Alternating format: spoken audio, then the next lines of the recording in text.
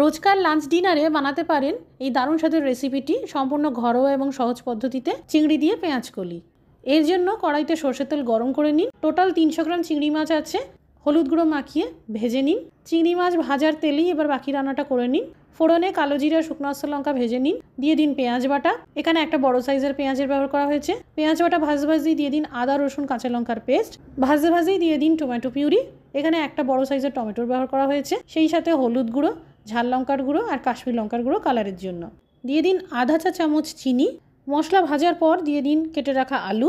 সামান্য করে জলে ছিটে দিয়ে মশলার সাথে আলু কষিয়ে নিন। কেটে রাখা পেঁয়াজ কলি দিয়ে দিন আর একই পদ্ধতিতে ক্রমশ নাড়াচাড়া করে ভেজে নিন। স্বাদ মতো লবণ দিয়ে ভালো করে মিশিয়ে আধা কাপ জল দিয়ে কম আঁচে ঢেকে আরও 3-4 মিনিট রান্না করুন। এবার ভাজা চিংড়ি মাছগুলো দিয়ে দিন। সেই সাথে আধা চা চামচ গরম মশলার গুঁড়ো আর 1 চামচ ভাজা মশলা দিয়ে দিন। কম আঁচে ঢেকে আরও 3-4 মিনিট রান্না করুন। এই দেখুন চিংড়ি দিয়ে পেঁয়াজ কলি একদম রেডি।